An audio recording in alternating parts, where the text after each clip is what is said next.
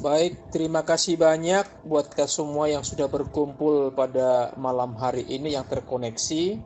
Terima kasih Bang Musafir yang memberikan kesempatan buat saya untuk membackup kiranya apa yang saya sampaikan pada hari ini menjadi berkat buat kita semuanya. Saudara, saya akan membaca firman Tuhan dengan saudara dalam Injil Yohanes pasal yang ke-11, ayat yang ke-14 sampai ayat yang ke-17 yang menjadi bahan renungan kita dan menjadi pelajaran kita pada malam hari ini. Injil Yohanes pasal yang ke-11 ayat yang ke-14 sampai 17 saya buat tema dengan temanya supaya gampang diingat, yaitu Yesus menembus kemustahilan. Yesus menembus segala kemustahilan. Begini kata firman Tuhan, Yohanes 11. Karena itu, Yesus berkata dengan terus terang, Lazarus sudah mati, tetapi syukurlah, aku tidak hadir pada waktu itu, atau 3 hari sebelumnya. Dan dengan sengaja Alkitab mengatakan, Yesus tidak langsung datang dan menyembuhkan sakitnya, sakit yang diderita oleh Lazarus. Alkitab mengatakan bahwa saudara Tuhan, ingat baik-baik, Yesus sengaja menundanya. Itu perhatikan baik-baik. Yesus sengaja menunda. Yang menjadi pertanyaannya adalah, mengapa Yesus menunda? Sementara Yesus kan sanggup mengadakan mujizat, kesembuhan. Tetapi kenapa Yesus sampai membiarkan Lazarus atau keluarga Maria yang dikasihinya itu harus mengalami yang namanya penderitaan yang berat, ditinggal oleh Lazarus, ditinggal mati oleh Lazarus. Saudara kasih Tuhan, ini kalau kita gambarkan secara pribadi lepas pribadi kalau sekarang, andai kata kita sudah berdoa memohon kepada Tuhan dengan sungguh-sungguh, dengan sekuat tenaga kita mungkin, tetapi toh Tuhan belum menjawab. Bahkan setelahnya itu Tuhan sengaja nggak menjawab. Coba bagaimana perasaan saudara? Apakah saudara tidak sedih? Pasti sedih. Iya kan? Nah, begitu mungkin pengalaman yang dialami oleh keluarga Maria dan Marta bersama dengan Lazarus yang sudah meninggal. Nah, saudara terkasih, sekali saya katakan dari tema ini kita bisa memahami bahwa Yesus itu mampu menembus kemustahilan. Yesus mampu menembus apa itu yang disebut dengan yang tidak mungkin. Nah, pertanyaan tadi saudara Tuhan, mengapa sih Yesus sengaja menunda untuk menyembuhkan Lazarus yang sudah sakit parah, sudah sekarat, sudah koma? Kenapa?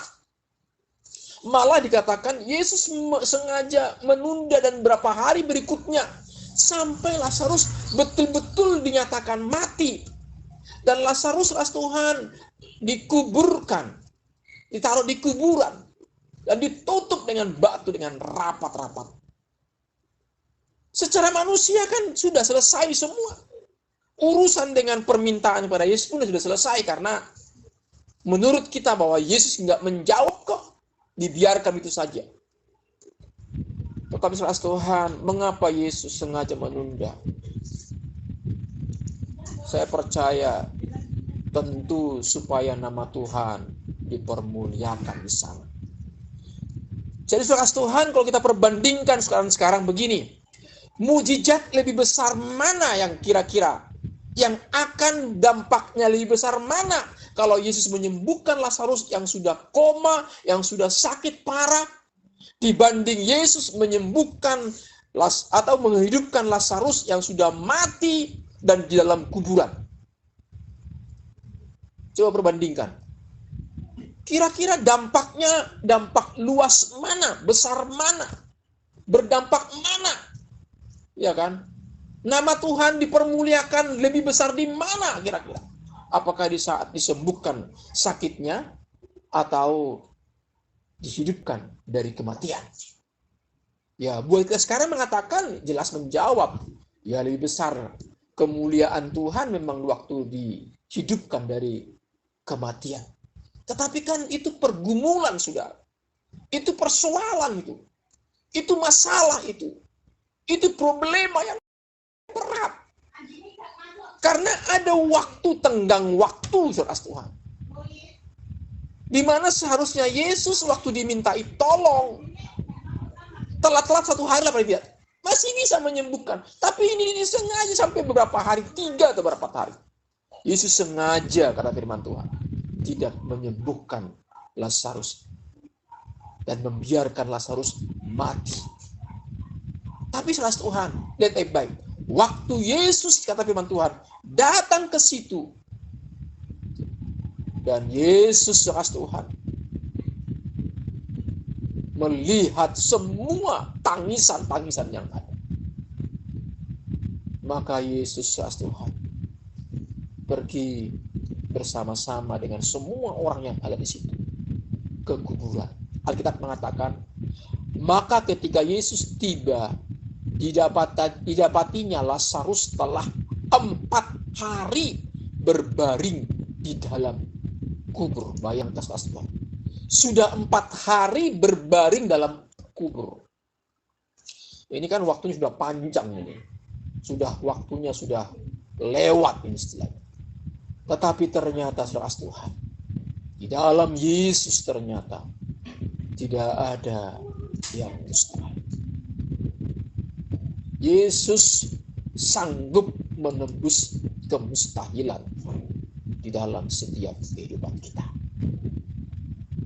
Bapak yang terkasih, kalau kita baca ayat pasal 11 ayat yang keempat, ketika Yesus mendengarkan kabar itu, ia berkata, penyakit itu tidak akan membawa kematian, tetapi akan menyatakan kemuliaan Allah. Sebab oleh penyakit itu anak Allah akan dimuliakan. Pada awalnya Yesus mengatakan demikian kepada murid-murid. Tetapi setelah kita baca tadi ayat yang berikutnya, ayat yang ke-14 dari pasal 11 tadi, jelas Tuhan, maka ternyata Yesus terang-terang mengatakan bahwa Lazarus sudah mati gitu. Sehingga murid-murid itu, Tuhan, bisa memahami, bisa mengerti, bisa tahu bahwa kenyataannya memang, Tuhan, Lazarus sudah mati. Nah, sehingga Tuhan, Yesus sampai kepada Lazarus dan keluarga Lazarus, dikatakan Yesus membangkitkan Lazarus. Tapi kan yang menjadi pertanyaan tadi, mengapa kira-kira Yesus ya sengaja semacam mengizinkan persoalan itu berat terjadi? Mengapa ya seolah-olah Yesus membiarkan problema yang serius ini terjadi? Kenapa Yesus tidak langsung menyembuhkan sakitnya? Ingat, yang pertama apa? Supaya nama Tuhan dipermuliakan. Amin. Mujizat kebangkitan Lazarus itu sebagai demonstrasi kuasa Allah. Jadi saudara Tuhan, kalau kita mengatakan kuasa mana yang lebih besar antara kuasa menyembuhkan orang sakit dengan kuasa menghidupkan orang yang sudah 4 hari di kuburan? Berarti Tuhan, jelas kita akui bahwa mujizat kebangkitan Lazarus sebagai demonstrasi kuasa Allah, membukakan pemandangan dan gerbang surga bagi kita. Jadi sekarang pun Tuhan, kalau mungkin ya pengalaman kita hari-hari ini kan berat, memang saya tahu berat. Pergumulan kita berat, tantang kita berat, masalah kita memang ada. Nah, kenapa kira-kira Tuhan masih izinkan terjadi itu? Ingat baik-baik, supaya apa tadi yang pertama? Nama Tuhan dipermuliakan dalamnya. Bapak yang terkasih, sering kita mengatakan bahwa menurut perhitungan manusia, Tuhan sudah terlambat. Bahkan saat Yesus tiba, Lazarus sudah dikuburkan 4 hari. Tubuhnya sudah mungkin melepuh, membusuk. Orang Yahudi juga mengatakan sudah terlambat. Tidak mungkin lagi. Orang banyak sudah berteriak. Itu sudah Tuhan mengatakan bahwa kuasa Yesus tidak mampu. Sudah mengukur. Kekuatan kuasanya Tuhan tidak mungkin sanggup merendahkan kuasa Tuhan. Tetapi Tuhan pasal yang 11 ayat 37 mengatakan, tetapi beberapa orang di antaranya berkata, ia yang memelekkan mata orang buta, tidak sanggupkah ia bertindak sehingga orang ini tidak mati? Jadi harapan semua orang pada waktu itu Lazarus jangan sampai mengalami kematian, gitu loh. Tetapi Yesus sengaja supaya apa? Supaya Lazarus mati dan dikubur 4 hari dan semua mata melihat, semua orang mengikuti bahwa waktu Yesus membangkitkan Lazarus, maka di situ terjadi jelas Tuhan. Orang-orang kagum takjub dan saya percaya memuliakan nama Tuhan. Suatu kebangkitan akan memperlihatkan kemuliaan Allah. Dan penyataan kuasa Allah yang lebih lengkap daripada pemulihan atau menyembuhkan orang yang sakit. Suatu kebangkitan akan memperlihatkan kebesaran, keagungan, dan kemuliaan nama Tuhan. Saya merindu ini terjadi dalam kehidupan kita masing-masing yang terkoneksi pada malam hari ini. Supaya Tuhan menyatakan kemuliaannya dalam hidup kita. Kita mengalami sama-sama yuk. Bagaimana karya dan kemuliaan Tuhan yang menembus kemustahilan dalam setiap aspek hidup kita ini. Mungkin usaha, penyakit, atau apapun namanya pergumulan kita. Saya percaya Tuhan dia sanggup untuk menembus kemustahilan dalam hidup kita. Yang kedua, mengapa Yesus tadi Tuhan sengaja menunda untuk menyembuhkan Lazarus dari sakitnya dan membiarkan Lazarus mati begitu saja dan dikuburkan 4 hari dalam kuburan? Kenapa disengaja seperti itu? Pelajarannya adalah pada malam ini. Yang kedua adalah belajarlah percaya kepada Tuhan. Amin. Kita harus belajar percaya kepada Tuhan, bahwa Tuhan kita adalah Tuhan yang hidup. Tuhan kita adalah Tuhan yang berkuasa. Tuhan kita adalah Tuhan yang ajaib. Tuhan kita adalah Tuhan yang dahsyat. Seperti Yohanes 11 ini ayat yang ke-15 mengatakan begini. Karena itu Yesus berkata dengan terus terang, Lazarus sudah mati. Tetapi syukurlah. Bayangkan. Mengatakan sudah mati, terus mengatakan syukurlah. Aku tidak hadir pada waktu itu. Wow. Sebab demikian lebih baik bagimu. Supaya apa? Supaya kamu dapat belajar percaya. Supaya apa? Supaya kamu dapat belajar percaya. Bapak yang terkasih, mujizat ini sebagai gambaran bahwa janji Tuhan itu pasti ditepatinya bagi orang percaya. Yaitu ia mengalahkan musuh kita. Yaitu musuh yang terbesar apa? Musuh kita adalah maut. Musuh yang terakhir yang dibinasakannya ialah apa? Maut. Itu seperti 1 Korintus pasal yang ke-15 ayat yang ke-26 menjelaskan tentang maut di manakah senang. Rupanya saudara Tuhan, percaya itu memang harus istilahnya latihan dan belajar. Karena percaya itu bukan perasaan, bukan. Percaya itu adalah percaya yang sesungguhnya, yakin, penyerahan kita kepada Tuhan. Ada semacam komitmen. Arti percaya itu juga ada definisi yang lain lah. Komitmen. Rupanya percaya itu harus belajar apa? Belajar percaya pasti terjadi.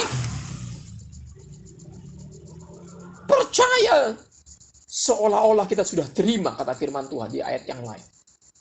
Percaya yang tidak mungkin jadi mungkin, tidak bisa jadi bisa, tertutup jadi terbuka. kembali bangkit. Ingat, Yesus menembus apa? Kemustahilan. Apa yang terkasih pada malam hari ini? Ayo kita belajar sama-sama, yuk membangkitkan kembali. Kita belajar semakin percaya lagi pada Tuhan. Amin. Sekali lagi Tuhan, saya tahu bahwa Bapak Ibu juga mengalami banyak pergumulan. Tapi sekarang bangun lagi, bangkitkan lagi. Percaya kita pada Tuhan. Supaya kita bisa melihat mujizat yang luar biasa. Yang ketiga dari ayat Tuhan. Dari ayat ini mengatakan bahwa, saya ambil yang ketiga adalah supaya karakter kita menjadi dewasa.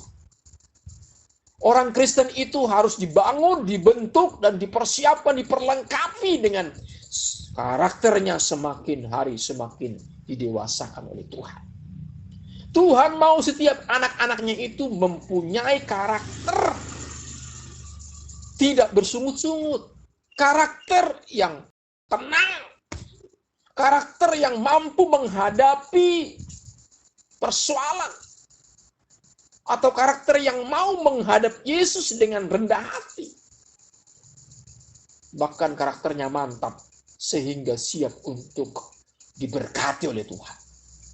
Siap diberkati, siap dipakai, bahkan siap menjadi alat tangan Tuhan.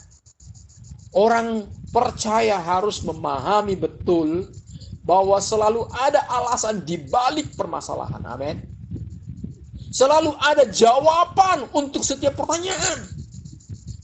Ada kejelasan untuk setiap kebingungan dan ketenangan di dalam kekacauan. Ketahuilah saudara Tuhan bahwa ada tujuan Allah bagi semua hidup kita kalau Tuhan mengizinkan apapun yang terjadi dalam hidup ini. Ibu Bapak yang terkasih, sekali lagi bahwa Yesus sebagai manusia sempurna, Dia memperhatikan kita dan Yesus memahami kok segala kebutuhan kita. Amin. Yesus adalah Allah yang sempurna. Ia memperhatikan kita dan Yesus dapat memenuhi semua apa yang kita sangat butuhkan. Saudara yang terkasih, pada malam hari ini, Injil Yohanes menolong saya dan saudara untuk memahami bahwa Yesuslah yang menembus kemustahilan. Jadi kalau kita mengatakan dalam hidup sekarang ini, ada persoalan berat, wah tidak mungkin ini terjadi, tidak mungkin, tidak mampu saya. Serahkan sama Tuhan. Amin. Serahkan sama Tuhan. Supaya apa, saudara Tuhan? Nama Tuhan kok mau dipermuliakan di sana.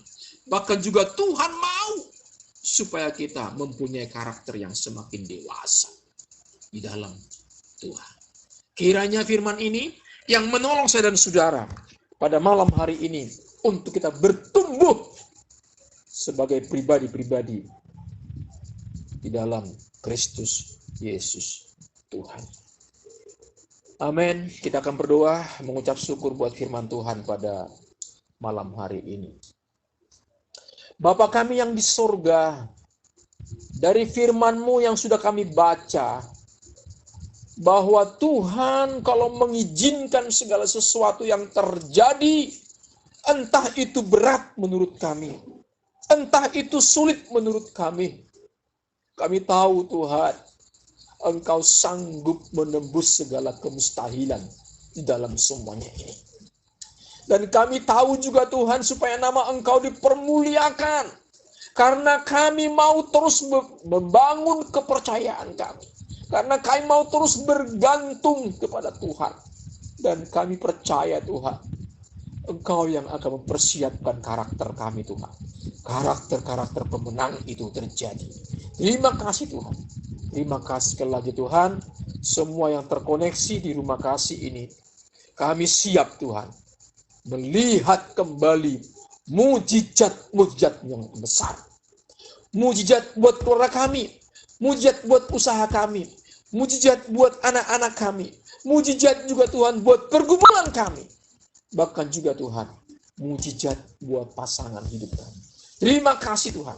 Di dalam nama Tuhan Yesus kami berdoa, mengucap syukur pada malam hari ini. Haleluya, haleluya, haleluya. Amin. Kiranya Tuhan memberkati. Saya kembalikan kepada moderator Abang Musafir. Amin.